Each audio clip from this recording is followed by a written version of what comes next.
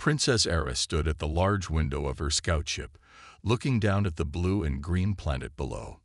Earth, as the locals called it, once home to billions of humans, now mostly empty after the Great War they had fought among themselves. The Luminary Empire had come to study what remained. "Your Highness, we are ready to land," said Captain Ta, bowing slightly. "The area is secure, but please remember to wear your protection suit. The human ruins may still have dangers." Era nodded, her silver eyes reflecting the planet's blue oceans. She was young for a princess, only 200 years old, and this was her first important mission. She wanted to prove herself to her father, the Emperor. "I will be careful, Captain," she said. "Prepare my personal shuttle." An hour later, Era walked through the ruins of what had once been a human city. Her protection suit glowed softly purple against the gray concrete and twisted metal around her. 4 royal guards followed her, weapons ready. "The humans destroyed themselves so quickly," Era said, touching a fallen wall. "Their technology was growing impressive for such a young species." "They were dangerous, Your Highness," said Mino, her lead guard. "Always fighting. The reports say they would have threatened the Empire in another 100 years if they hadn't turned on each other." Era wasn't so sure. The official reports often made conquered species sound more dangerous than they were. It made the Empire's actions seem necessary. They entered a large building with walls still standing. According to their scans, it had been some kind of research center. Inside, machines lay broken, and papers were scattered everywhere. "Look for any technology still working," Era ordered. "Father will want to see." A small noise stopped her, a soft shuffling from behind a fallen desk. "Weapon ready," Mino called, raising his light gun. "Wait," Era said, raising her hand. She moved closer to the sound, curious. Behind the desk, pressed against the wall, was a small human, a child. Era realized. It had dark hair and round eyes that stared at her with fear and wonder. It wore dirty clothes and clutched a small bag. "A living specimen," Mino said with surprise. "I thought all humans in this region were dead or taken to the preservation zones." The human child didn't run. It simply stared at Era, its small chest rising and falling quickly. "How interesting," Era said, kneeling down despite Mino's protest. "Hello, little one. Are you alone here?" The child didn't answer, but Era noticed how its eyes moved from her face to her guards and back again. There was intelligence in those eyes, even if humans were considered a lower species. "Your Highness, we should report this to Central Command," Mino said. "They will send a team to collect it for the preservation zones." Era thought for a moment. The preservation zones were basically zoos where humans were kept and studied. This small one would be alone among strangers, poked and tested by scientists. "No," she decided suddenly. "I will take this one." "Take it? As what?" Mino asked, confused. "As a pet," Era said, reaching her hand out slowly to the child. "Humans are supposed to be trainable, yes. And this one is young. I've always wanted to study a species up close." "Your father will not approve," Mino warned. "My father gave me this mission to show independence," Era replied. "This is my decision." The human child looked at her outstretched hand, but didn't move. "Come," Era said softly. "I will not hurt you. You will have food and safety." After a long moment, the child reached for a small device in its bag. It pressed something, and a soft light glowed. Then, surprising them all, it took Era's hand. "I will call you June," Era said, helping the small human to its feet. "You are mine now, little June." As they led the child back to the shuttle, Era felt pleased with herself. What an interesting souvenir from her first mission, a real live human pet. She didn't notice how carefully June watched everything around them, or how the small device disappeared into a hidden pocket. Era had no idea that this simple decision would change her life and the future of the Luminary Empire forever. 3 weeks had passed since Princess Era brought June to the Luminary homeworld. She had set up a special area in her royal quarters just for him. It had soft places to sleep, colorful toys, and a small garden space with plants from Earth. A clear barrier kept June inside, but let Ara watch him whenever she wanted. "Look at him," Ara said to her friend Suni, who had come to see the human pet. 3 weeks had passed since Princess Ara brought June to the luminary homeworld. She had set up a special area in her royal quarters just for him. It had soft places to sleep, colorful toys, and a small garden space with plants from Earth. A clear barrier kept June inside, but let Ara watch him whenever she wanted. "Look at him," Ara said to her friend Suni, who had come to see the human pet.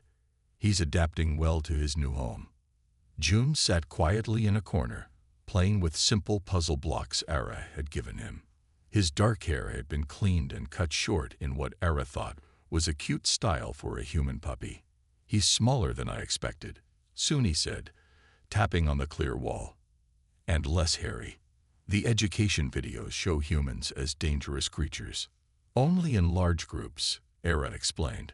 "Alone, they're quite harmless, and the young ones can learn simple commands. Watch this." She pressed a button that made a soft bell sound. "June, come." June looked up at her, his face blank. After a moment, he stood and walked to the wall where Ara waited. "See, he's learning." Ara dropped a sweet fruit into a small opening that delivered it to June's side. "Good, June." June took the fruit and went back to his corner. "The Royal Science Council wants to study him," Ara continued. "But I told them not yet. He needs time to feel safe first." "Your father says you're wasting time with a lower species," Suni said. "Professor Han told everyone at the academy about your unusual pet." Ara frowned. "Professor Han worries too much. What harm can come from keeping one small human? Besides, I'm learning about Earth culture through him." After Suni left, Ara worked at her desk on royal duties. She thought June had fallen asleep in his nest of soft blankets. She didn't notice his eyes were only partly closed, watching her every move. Later that night, when the 3 moons of the luminary world rose in the sky, June waited until the lights in Ara's quarters dimmed for sleeping time. He quietly pulled the small device from its hiding place under his blankets. It was a translator he had taken from the research facility on Earth. The scientists there had taught him how to use it. June held it near the wall, letting it record the strange sounds of Ara's language. The device glowed softly as it worked. Day by day, it was learning the luminary words, and soon June would understand everything they said. He moved silently to the control panel inside his living space. Ara thought it was just a simple light switch for his comfort. She didn't know that June had figured out it could do much more. His small fingers pressed a pattern of buttons. The screen changed to show information about his enclosure. On Earth, before everything was destroyed, June had been part of a special school for gifted children. He had learned about computers and science from the best teachers. Now those skills were keeping him alive. The control panel showed him the air system, the water cleaning system, and even the security system for his space. Each night, while Ara slept, he learned a little more about the technology around him. "I am not a pet," he whispered to himself in his own language. The words felt strange after weeks of not speaking. "I need to learn everything about them. Then I can find a way home." But was there still a home to return to? June wasn't sure. He had seen the destruction on Earth. Maybe the only way to survive was to stay with Princess Ara and pretend to be her simple pet. For now, he would watch. He would learn. And most importantly, he would keep his true intelligence hidden until the right moment. June didn't know it yet, but his greatest challenge would come from the person who already suspected he was more than just a human puppy, Professor Han. Over the next few weeks, Princess Ara's life changed completely. She spent every free moment with June, teaching him about the Luminary Empire and learning about Earth in return. She brought him books and access screens when no one was watching. She even sneaked in special learning devices that royal children used. "Your people learn so quickly," Era said one evening as June finished reading an entire history book in just one day. Why didn't our scientists know this? June looked up from the screen. Maybe they didn't want to know. It's easier to control a species if you think they're not as smart as you. This thought bothered Ara. She had always believed the Luminary Empire was good and fair to all beings. Now she wasn't so sure. What happened to Earth, really? She asked. The official story says humans fought until they nearly destroyed everything. June's face grew sad. There were wars, yes, but they started after strange things began happening. World leaders who had been friendly suddenly became angry with each other. New weapons appeared that no one remembered making. He paused.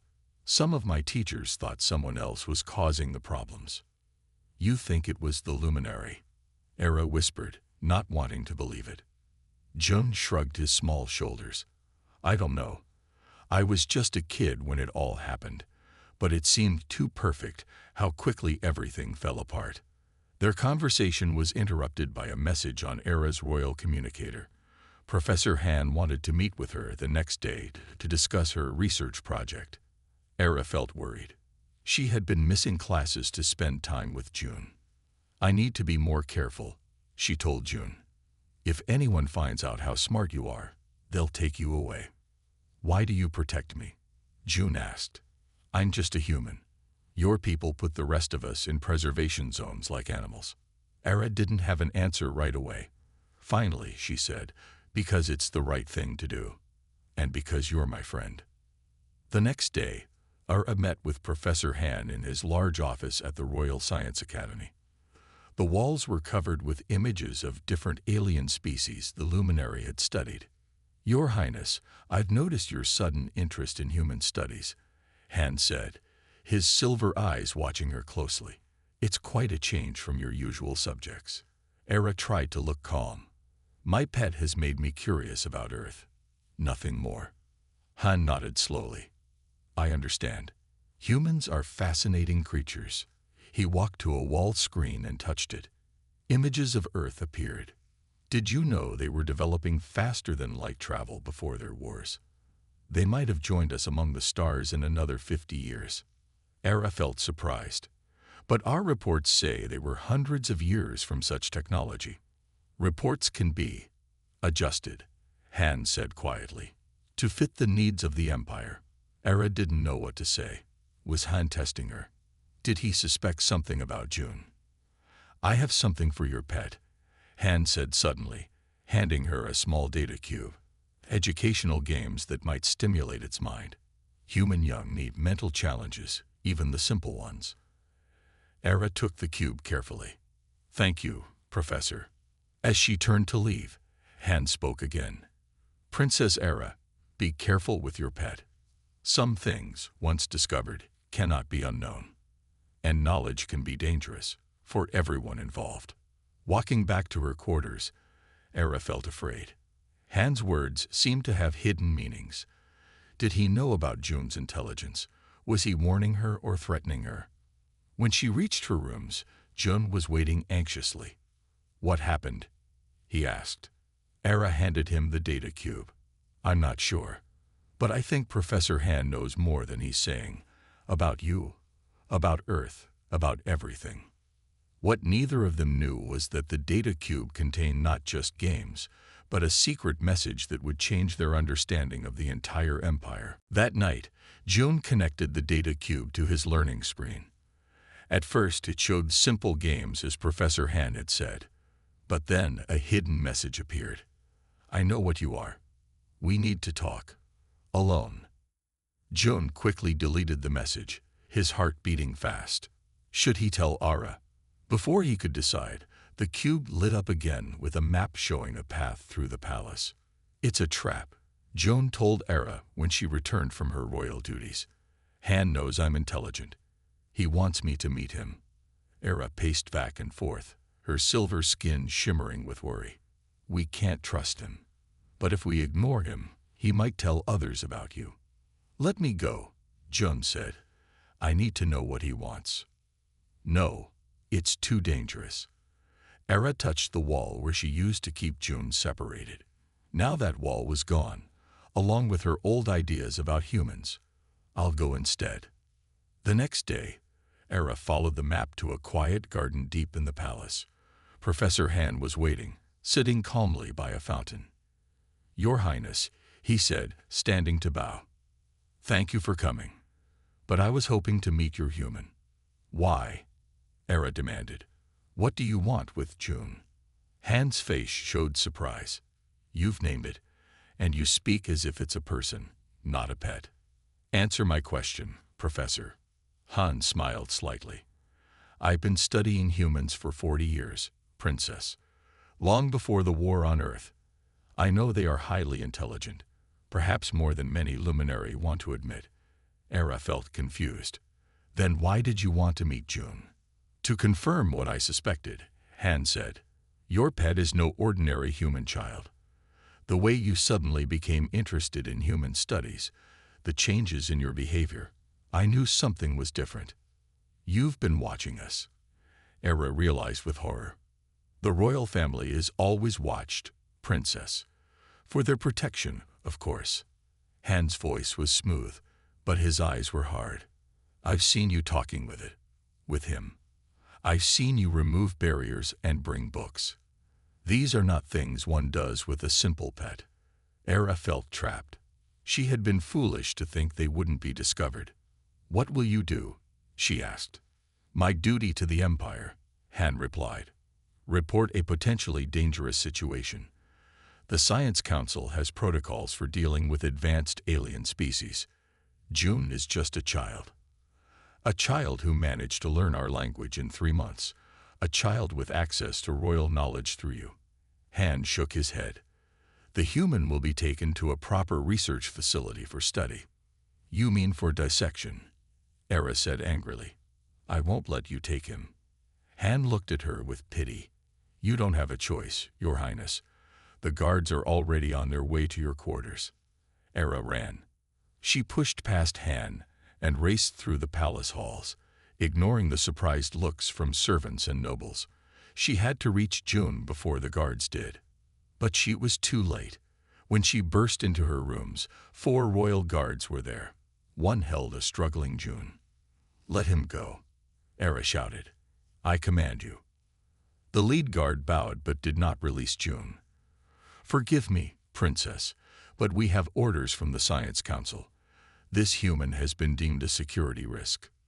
"Era," June called out, his young face filled with fear. "Help me." As they took June away, Era felt something break inside her. She had promised to protect him, and she had failed. Tears fell from her silver eyes. "I will find you," she whispered. "I promise." Behind her, Professor Han entered the room. "You've made a grave mistake, Princess," he said quietly, "becoming attached to a lesser species." Era turned to him, her sadness turning to anger. "The mistake was trusting you. And if June is harmed, you will learn just how dangerous an angry princess can be." 3 days had passed since June was taken. Princess Era had not slept well. She tried to visit June at the Science Research Center, but they refused to let her see him. Even her royal status couldn't get her past the guards. "He is being tested," was all they would tell her. "The Science Council has full authority in this matter." On the 4th day, Era received a message from an unexpected source. It was from Mino, her loyal guard who had been with her when she found June on Earth. "Meet me in the old garden." "Come alone," the message said. Era went quickly. Mino was waiting under a large purple tree, looking nervous. "Your Highness," he said with a bow. "I've been assigned to guard the human child." Era felt hope for the first time in days. "How is he? Are they hurting him?" "They are running tests. Many tests." Mino looked around to make sure no one was listening. "The human, June, he is amazing them. He solved puzzles meant for adult luminary. He learned our writing system in 1 day. I tried to tell him he was special," Era said. "Too special," Mino said darkly. "I overheard Professor Nami talking with the other scientists. They want to study his brain, to see how it works." Era felt cold with fear. You mean cut him open? But that would kill him. Mino nodded sadly. It is scheduled for tomorrow morning. No, Era said firmly. I won't let them. Mino, you have to help me save him. Mino hesitated. Princess, that would be against the law. Against the Empire itself.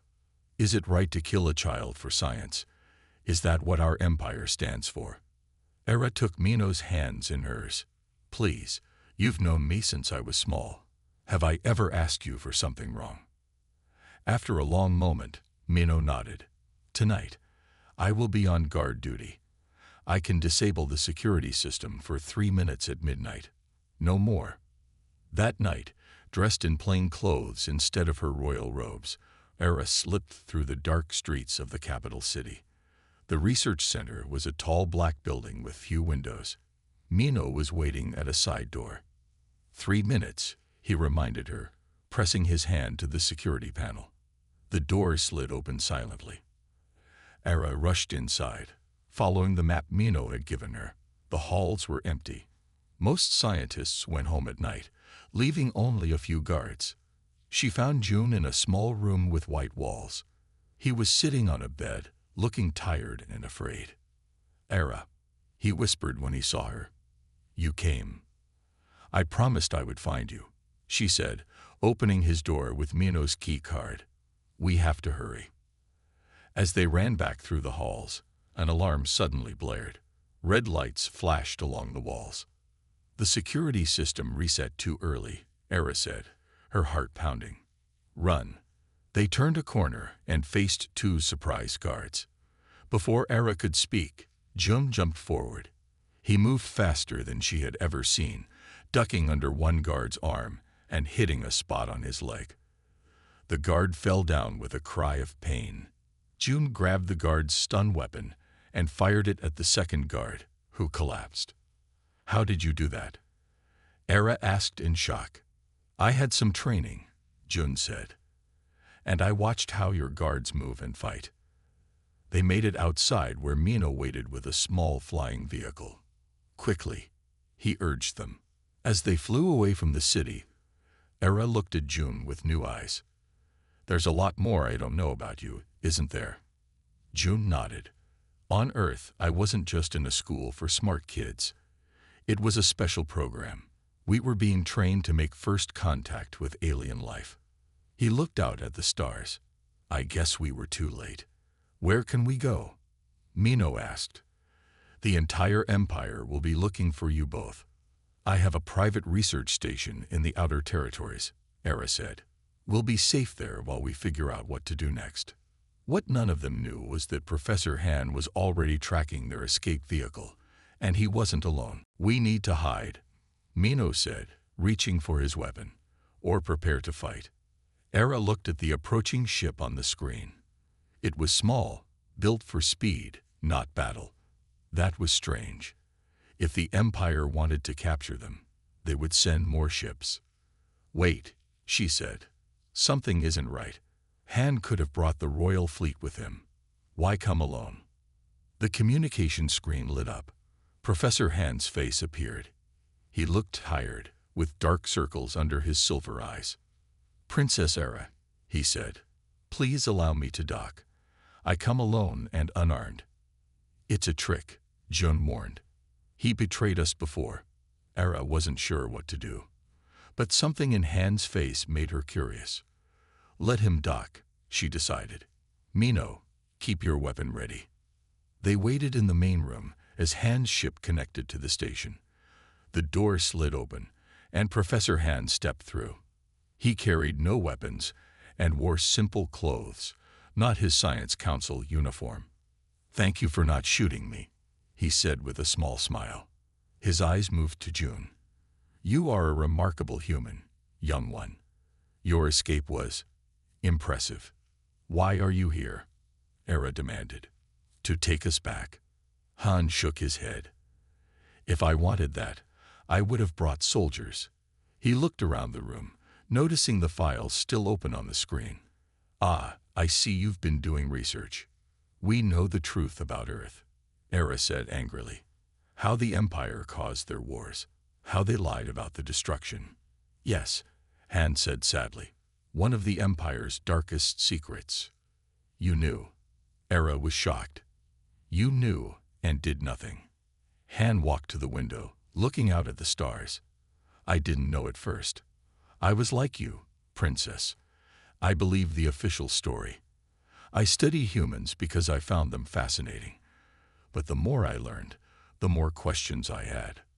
When did you find out the truth? June asked. 10 years ago, Han replied.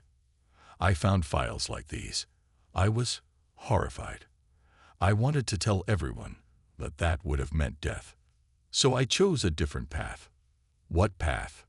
Mino asked, still holding his weapon. Resistance, Han said simply. I am not alone, Princess. Many luminary scientists, teachers, and even some military leaders believe the Empire has lost its way. We have formed a secret group working to change things.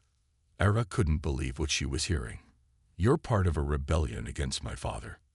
Not against him personally, but against the system, Han explained.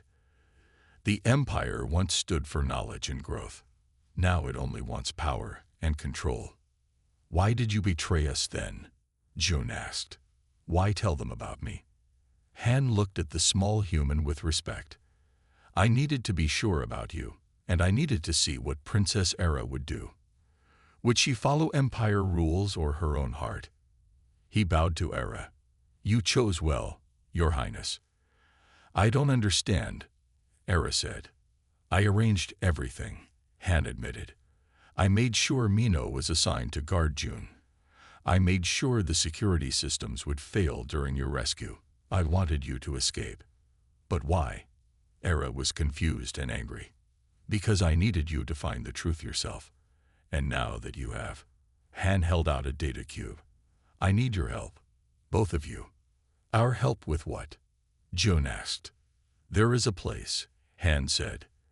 A hidden world where scientists from many species work together. We have humans there too, rescued from the preservation zones. Brilliant minds studying technology the Empire fears.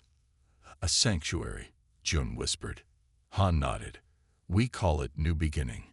And we need a royal voice to help us grow stronger. Someone like you, Princess Era. Mino finally lowered his weapon. It sounds like treason. It sounds like hope. Era replied, thinking of everything she had learned. She looked at June, then back at Han. How do we know we can trust you now? You don't, Han said honestly. But soon the Empire will send real ships to find you. You need to decide quickly. Come with me or face them alone. Era, June, and Mino sat in Han's small ship as it traveled through space. They had decided to trust him, not because they were sure of his honesty, but because they had few other choices. How much further?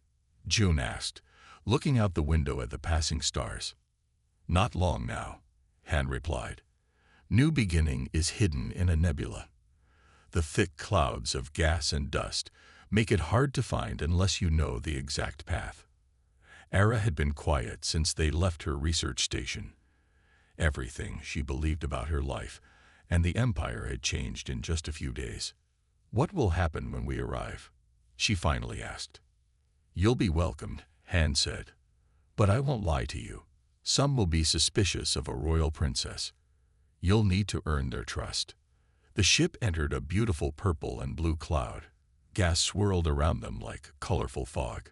Through the haze, a planet appeared. It was smaller than the luminary homeworld, with blue oceans and green land. As they came closer, Era could see buildings and ships. The city was not large, but it looked clean and well designed. Who lives here? She asked. Scientists, teachers, artists, Han explained. From 23 different species, all working together as equals, including humans. June asked hopefully. Han nodded. Yes, nearly 300 of them. Most were rescued from preservation zones, but some came directly from Earth. They landed on a flat area near the main buildings. As they stepped out of the ship, a small group waited for them. Era was surprised to see different species standing together without any signs of rank or separation. A human woman with gray hair stepped forward. "Professor Han, we got your message." Her eyes found June, and she smiled warmly. "Hello, young one. This is Dr. Dury," Han said. "She leads our human research team." June stared at her with wide eyes. You're from Earth." "Yes," Dr. Dury said. "I was part of the International Space Research Project before the wars. We were close to developing faster-than-light travel when everything fell apart." June ran to her suddenly, and she bent down to hug him. Era watched with mixed feelings. She was happy for June to find his own people, but she also felt strangely sad. Over the next few days, Era learned more about New Beginning. The community had started 10 years ago, with just a few scientists who questioned the Empire's ways. Now hundreds lived there, sharing knowledge and building new technology together. "What we're doing here is dangerous," Dr. Dury told her one evening as they watched June playing with other human children. "The Empire would destroy us if they found this place. I understand now why they fear humans." Era said, "You learned so quickly. Your children like June are amazing." Dr. Dury nodded. "Human children have more flexible minds than our adults. That's why the special program June was part of existed, to take advantage of that flexibility." "Can you really build technology better than the Empire's?" Era asked. "Not yet," Dr. Dury admitted. "But together with the other species here, we're making progress. What we need is a voice inside the Empire, someone with influence." Era knew she meant her. As a princess, she could return to the royal palace. She could work secretly to change things from within. It would be dangerous but possible. A week after arriving at New Beginning, Era found June sitting alone, looking at the stars. "Are you happy here?" she asked, sitting beside him. "Yes," he said, "but I'll miss you when you go back." Era looked surprised. "How did you know I decided to return?" June smiled. "Because I know you now. You want to help change the Empire, not hide from it." "I'll come back," Era promised. "And someday the Empire will change. All species will be treated fairly, including humans. When that happens," June said, "it won't be because of the human puppy you found. It will be because of who you are, Princess Era." Era smiled and looked up at the stars with her human friend. What had begun as a simple act of taking a pet had become the first step toward changing an empire. Sometimes the smallest beginnings led to the greatest changes.